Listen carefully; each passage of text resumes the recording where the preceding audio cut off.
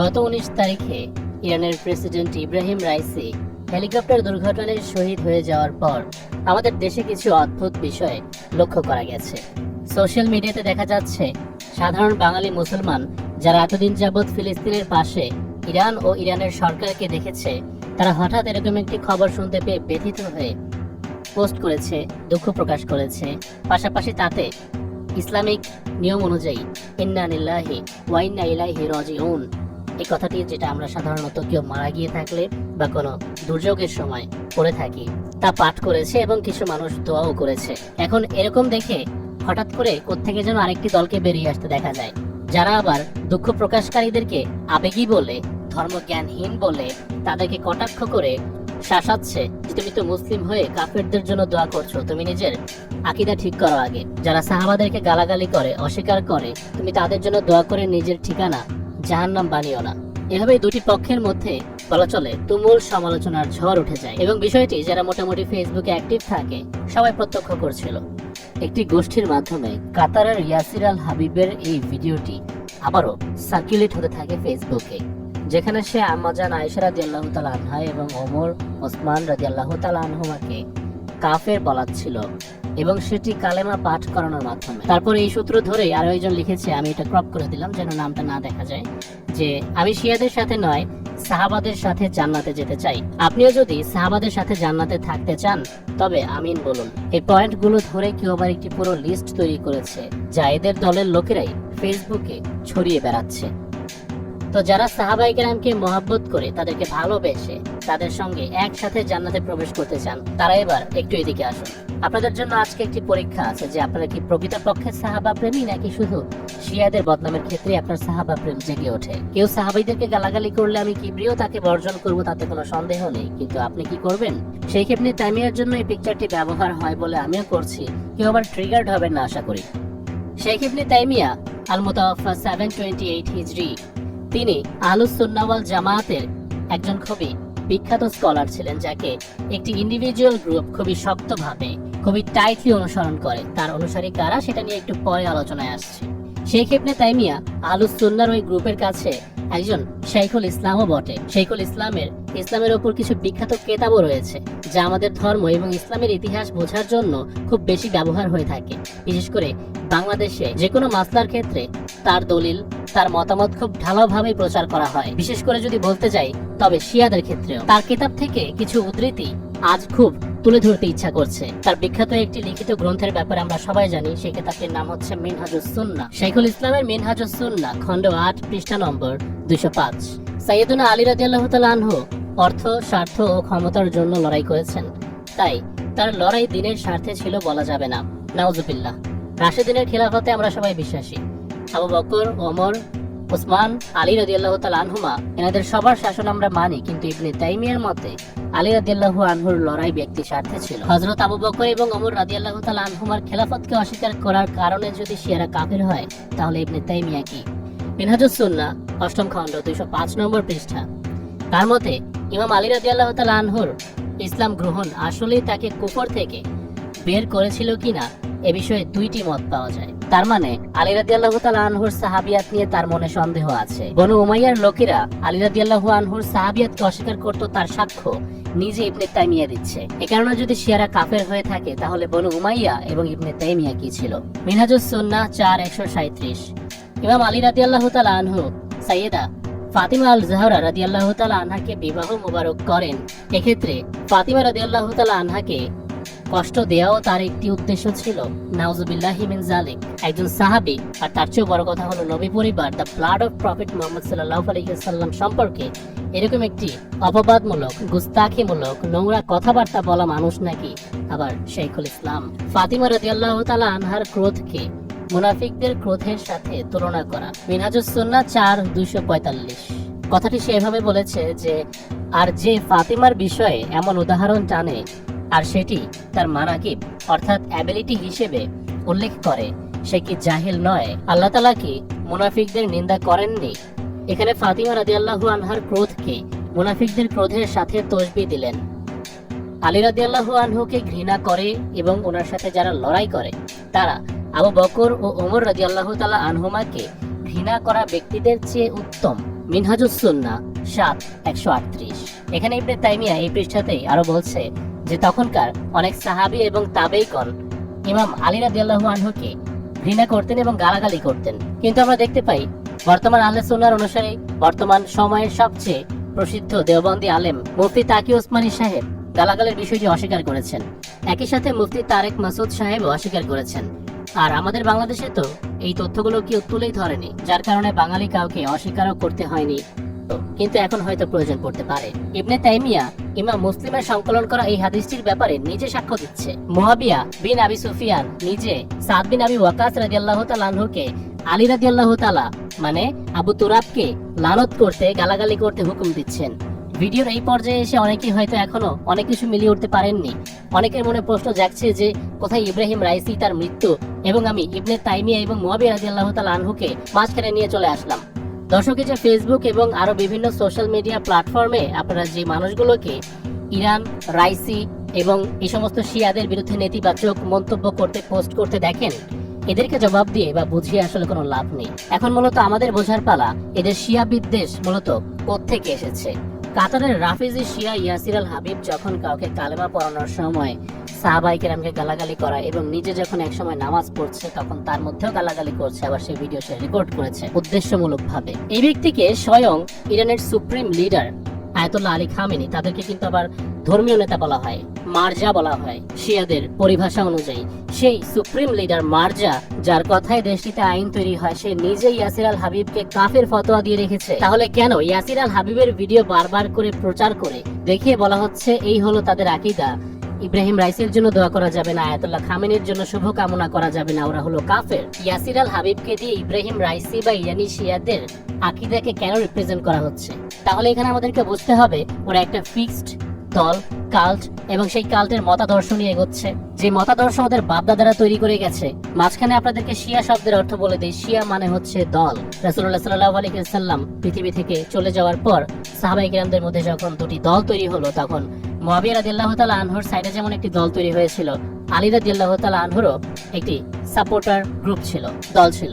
উভয় দলকেই শিয়া বলা যেতে পারে, শিয়াত আল মুয়াবিয়া রাদিয়াল্লাহু আনহু, আবার শিয়াত আল আলী রাদিয়াল্লাহু আনহু। কিন্তু আমিরের শামের যে দলটি, সেটি নিজেদেরকে আহলে সুন্নাহ দাবি করেছে, আর অপরদিকে শিয়াতুল আলী, শিয়া নামেই পরিচিত হয়ে গেছে। তো মুয়াবিয়া রাদিয়াল্লাহু তাআলা আনহুর শিয়া যারা ছিলেন, ওনার দলের যারা ছিলেন, তাদেরকেই আহলুস সুন্নাহ ওয়াল জামাআত বলা হয়। তাদের থেকেই বর্তমানের সুন্নি মুসলিমরা এসেছে। সেই আহলুস সুন্নাহর অনুসারী হলো ইবনে তাইমিয়া, যাকে আজকে সুন্নিদের শাইখুল ইসলাম বলা হয়।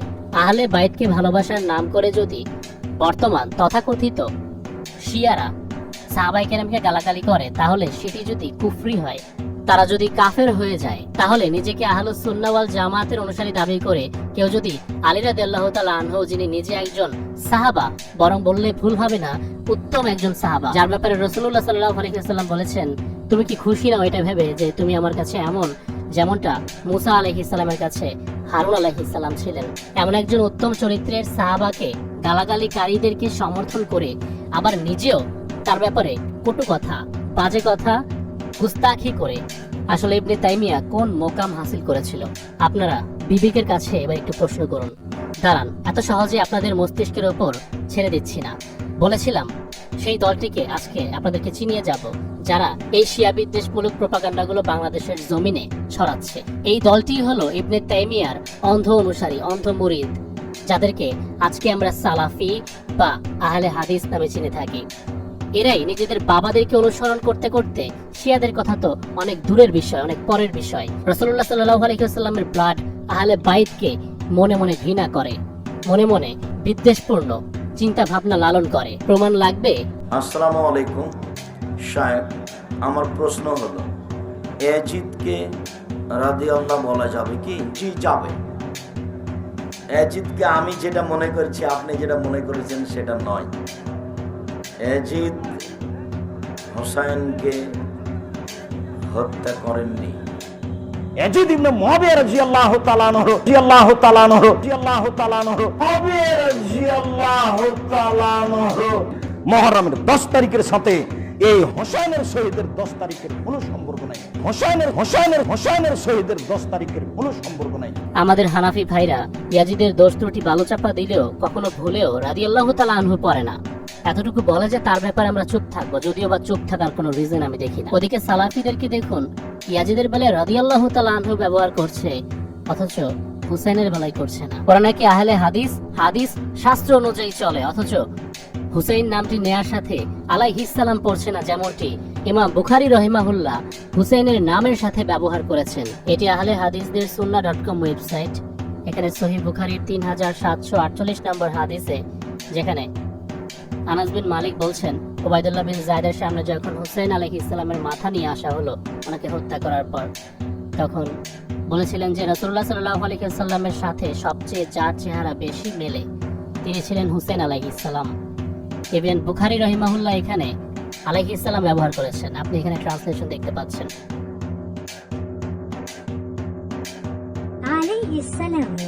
আলাইহিস সালাম কেটে দিয়ে রাদিয়াল্লাহু আনহু, আবার এখন সেটিও পড়া বন্ধ হয়ে গেছে এদের। কেনই বা পড়বে? কারণ এদের যারা ওস্তাদ ছিল তারাই তো আহলে বাইতের প্রতি বিদ্বেষ রাখতো। এদের ভেতর থেকে তাহলে কিভাবে শ্রদ্ধা আসবে? ইবনে তাইমিয়া বলে, ইয়াজিদের বিরুদ্ধে হুসাইন আলাইহিস সালাম যে খুরুজ বা বিদ্রোহ করেছিলেন তাতে দিনের আর না দুনিয়ার কোনো লাভ হয়েছে। ইমাম হুসাইন আলাইহিস সালামের বিদ্রোহের কারণে ফাসাদ হয়েছিল। তিনি যদি ঘরে বসে থাকতেন তবে সেটি হতো না। অর্থাৎ ইয়াজিদের বিরুদ্ধে বিদ্রোহ করে ইমাম হুসাইন আলাইহিস সালাম ফিতনা তৈরি করেছেন, এটাই ইবনে তাইমিয়ার আকীদা। যার আকীদা আহলে বাইতকে নিয়ে এইরূপ, তার অনুসারীরা কিভাবে আহলে বাইতের এবং বিশেষ করে মাওলা আলী আলাইহিস সালাম ওয়া রাদিয়াল্লাহু তাআলা আনহুর অনুসারীদেরকে সহ্য করবে? এই হলো সালাফিদের আকীদা। এই আকীদা নিয়ে ওরা নিজেদেরকে সাহাবা প্রেমী দাবি করে এবং সাহাবাদের সাথে একসাথে জান্নাতে যাবে। একদিকে ওরা লিখতে লিখতে কলম ভেঙে ফেলছে যে শিয়ারা নাকি আবু বকর, ওমর আলাইহিমুস সালামের সাহাবিয়াতকে স্বীকার করে না, অথচ ওদেরই ওস্তাদ ইবনে তাইমিয়া মাওলা আলী আলাইহিস সালামের সাহাবিয়াত নিয়ে সন্দিহান। এখন তাহলে আমরা বুঝতে পারছি যে হয়তো ওদেরকে সালাফি ধর্ম ছাড়তে হবে, আর নয়তো সাহাবীদের সাথে জান্নাতে যাওয়ার চিন্তা বাদ দিতে হবে। হযরত আবু বকর এবং ওমর আলাইহিমুস সালামকে রাফিজি শিয়ারা যদি অস্বীকার করে জাহান্নামে যেতে হয়, তাহলে ইবনে তাইমিয়া এখন কোথায় আছে? আর ইবনে তাইমিয়ার যারা শাগরেদ রয়েছে তারা কোথায় যাবে? এবং আরেকটি বিষয় লক্ষ্য করুন যে এই জন্যই শিয়ারা যতই নিজেদের আকীদা শুদ্ধ করার চেষ্টা করুক, বেদাত থেকে, কুফর থেকে, শিরক থেকে নিজেদেরকে মুক্ত করার চেষ্টা করুক না কেন, ওরা শিয়াদের ব্যাপারে বিদ্বেষ করা ছাড়বে না। কারণ বাপ-দাদা যাদের ব্যাপারে বিদ্বেষ করে গেছে তাদের ব্যাপারে বিদ্বেষপূর্ণ মনোভাব ছেড়ে দেওয়া কি এতই সহজ? ইবনে হাজার আসকালানির সরা গ্রন্থ ফাতহুল বারি, যেটি বুখারী শরীফের উপর লেখা হয়েছে এবং সমস্ত ফিরকার লোকেরা অথেন্টিক হিসেবে মেনে থাকে, হোক সে সালাফি, দেওবন্দি, বেরেলভি, মানে আহলে সুন্নাহ জামাতের অনুসারীদের সবাই মেনে থাকে। এই কিতাবের মানাকিবে সাহাবার চ্যাপ্টারে মুআবিয়া রাদিয়াল্লাহু তাআলা আনহুর 3টি হাদিস যেখানে রয়েছে, ফাজাইলে সাহাবা না লিখে সেখানে বলা হয়েছে জিক্রে সাহাবা, যেটা সাধারণত অন্যদের ক্ষেত্রে এমন নয়। আর এই ব্যতিক্রম বিষয়ের উপরে ইবনে হাজার আসকালানি রহিমাহুল্লাহ বলেছেন ফাতহুল বারিতে বুখারী শরীফের 3766 নম্বর হাদিসে উনি যে কমেন্ট করেছেন, তিনি বলেছেন যে ফাজাইলে মুআবিয়া এখানে উল্লেখ এই জন্যই করা হয়নি কেননা মুআবিয়া রাদিয়াল্লাহু তাআলা আনহুর থেকে ফজিলতপূর্ণ কোনো বর্ণনা বা হাদিস এখানে পাওয়াই যাচ্ছে না। সেজন্য এখানে ফাজাইলে মুআবিয়া না লিখে জিক্রে মুআবিয়া লেখা হয়েছে। তিনি বলেন যে ইমাম বুখারী রাহিমাহুল্লাহ ফজিলত শব্দটি ব্যবহার করেননি এই কারণেই, কারণ এই হাদিস থেকে কোনো ফজিলত রয়েছে বলে বোঝা যায় না। যদিও ইবনে আব্বাস রাদিয়াল্লাহু আনহুর মুআবিয়া রাদিয়াল্লাহু আনহু সম্পর্কে তার ফকিহ এবং সাহাবা হওয়ার বিষয়টি বয়ান করার বিষয়টি যথেষ্ট ছিল ফাজাইলে শব্দটি তার জন্য ব্যবহার করার জন্য, তবুও আহলে সুন্নাহর জামাতের প্রসিদ্ধ মুহাদ্দিসিনে কেরামের কেউই তার ফাজাইলের বা ফজিলতপূর্ণ কোনো বিষয়ের উল্লেখ করেনি। ইমাম ইবনে আল জাওজি আল মুতাওয়াফা 597 হিজরি, তিনি কিছু হাদিস সংকলন করেছেন ঠিকই, কিন্তু কোথায়? আল মাওজুয়াতে। মাওজু হাদিসকে কি বলা হয় বাংলাতে? প্রচলিত হাদিস। যাই হোক, আহমেদ বিন হাম্বল রহিমাহুল্লাহ বলেন মাওলা আলী রাদিয়াল্লাহু তাআলা আনহুর এত পরিমাণে শত্রু ছিল, যেহেতু সরকার পক্ষের লোক ছিল, অপোজিশন, সে কারণে মুআবিয়া রাদিয়াল্লাহু তাআলা আনহুর এত পরিমাণে গুণগান হয়েছে তার মহত্ব সম্পর্কে, যার বাস্তবতার সাথে কোনো সম্পর্ক। এটা আমার কথা বা রাফিজি শিয়াদের কথা না। ইমাম জাওজি রহিমাহুল্লাহ বলেছেন যে মুআবিয়া রাদিয়াল্লাহু তাআলা আনহুর সাহাবিয়াত ছাড়া আর কোনো ফজিলত ছিল না। এই কথা ইমাম জাওজি রহিমাহুল্লাহ নকল করেছেন ইমাম হাম্বল থেকে, এবং ইমাম ইবনে হাজার আসকালানি এটি নিয়েই মন্তব্য করেছে যে যারা নিজেদেরকে আহলুস সুন্নাহ দাবি করে তাদের অনেকেই ইচ্ছাকৃতভাবে অতিরিক্ত অতিরঞ্জিত কথাবার্তা মুআবিয়া রাদিয়াল্লাহু আনহু সম্পর্কে রটাতো, যেন আলী রাদিয়াল্লাহু তাআলা আনহুর সমান মর্যাদায় ওনাকে নিয়ে যাওয়া যায়, বা ওনারা যেহেতু প্রতিপক্ষ হয়ে উঠেছিলেন তাই সমকক্ষ প্রদর্শন করা যায়। আজকের যুগের তথাকথিত কোন আলেম এরকম করে না? যারা এতদিন আমাকে টার্গেট করতেন তারা এবার ইমাম ইবনে হাজার আসকালানী রহিমাহুল্লাহকে প্রশ্ন করুন। আহলে সুন্নাহ ওয়াল জামাতের অনুসারীদের মধ্যে থেকে আমি প্রথম ব্যক্তি না যে এই কথাগুলো আপনাদের সামনে তুলে ধরছে। মুআবিয়া বিন আবি সুফিয়ান রাদিয়াল্লাহু আনহু একজন সাহাবী, এটা হোক শিয়া বা সুন্নি সকলেই মানতে বাধ্য। কিন্তু যারা লাফালাফি করে এবং আহলে বাইতের সমকক্ষ বানাতে চায়, এই টপিক তাদের জন্য আনলাম। এমনকি ভালো করে শুনে রাখুন, ইমাম ইবনে হাজার আসকালানির তাকরিব আল তারিফ যে কিতাব, সেখানে এসেছে যে ইয়াজিদ তো তার যোগ্যই না যে তার কাছ থেকে কোনো রেওয়ায়েত নেওয়া হবে। তার অর্থ ইয়াজিদকে একজন তাবে হিসেবেও যোগ্য মনে করা হয় না। রাসূলুল্লাহ সাল্লাল্লাহু আলাইহি ওয়াসাল্লামের পরবর্তী জেনারেশনকে যদি তাবেঈদের জেনারেশন ধরতেই হয়, তাহলে তো খারেজিদেরকেও ধরতে হবে। ওরা তো তাহলে তাবেঈদের মধ্যেই পড়ে। যে ব্যক্তিকে তাবে হিসেবে যোগ্যই মনে করা হচ্ছে না, তার জন্য আবার রাদিয়াল্লাহু তাআলা আনহু পড়া হচ্ছে, এবং ইমাম হুসাইন আলাইহিস সালামের ক্ষেত্রে পড়া হচ্ছে না। তার মানে বুঝতে হবে কাদের জন্য মনের মধ্যে দরদ রয়েছে আমাদের বাঙালি সালাফিদের। অনেক হয়ে গেল ইন ডেপথ হিস্টোরিক্যাল আলোচনা, অ্যালিগেশনস এর ক্লিয়ারেন্সে আসি এবার।